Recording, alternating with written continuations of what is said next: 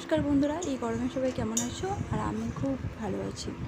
আজকে শুভ দশহরা, সেই দশহরা উপলক্ষে আজকে আমি বানাচ্ছি নিরামিষ আলুর দম। সম্পূর্ণ তরকারিটা হবে নিরামিষ আলুর দমে। সবাই আজকে দিনে নিরামিষ করো, চিড়ে মুরগি বা দই কলা এসব ফলাহার করো। তো আজকে আমি নিরামিষ তরকারিটা বানাবো। সবসময় তো চিড়ে মুরগি একটু খাওয়া যায় না, তার সাথে একটুখানি কষা কষা আলুর দম হলে ভালো হয় বেশ।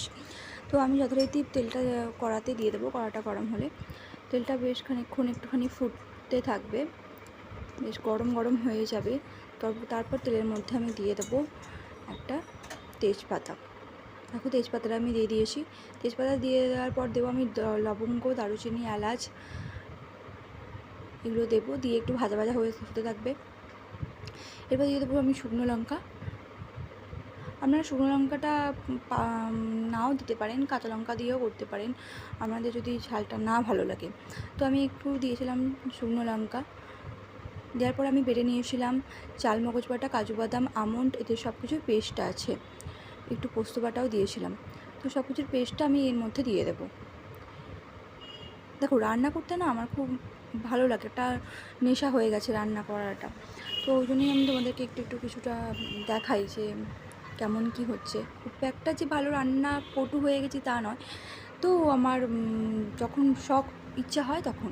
এরপর আমি দিয়ে দেবো হলুদ আর লঙ্কা। দেখো কড়াতে দিয়ে দেবো আমি হলুদ, দিয়ে দিলাম হলুদ, আর দিয়ে দেবো কাশ্মীরি লঙ্কা। এরপর আমি দেবো রেড কাউয়ের দই। এই দইটা ভীষণ টেস্ট, খেতে ভালো খেতে লাগে। আপনারাও খেতে পারেন আজকে দিনে। তো আমি দিয়ে দিয়েছি একটু দই। দইটা ভালোভাবে নাড়তে থাকবেন। এবার দিয়ে দেবো ডেল মন্টের টমেটো কেচাপ, যেটা আমি পারচেস করেছি অনলাইন থেকে। আপনারাও পারলে পারচেস করতে পারেন। ডেল মন্টের টমেটো কেচাপটা দারুণ টেস্ট, দারুণ এনে দেয়। এবার দিয়ে দেবো সামান্য পরিমাণ চিনি, আর দিয়ে দেবো নুন। দিয়ে দিলাম চিনি আর নুন, ভালো করে নাড়তে থাকবেন। এরপর দিয়ে দেবো সেদ্ধ আলুগুলো। সিদ্ধ করে নিয়েছিলাম আমি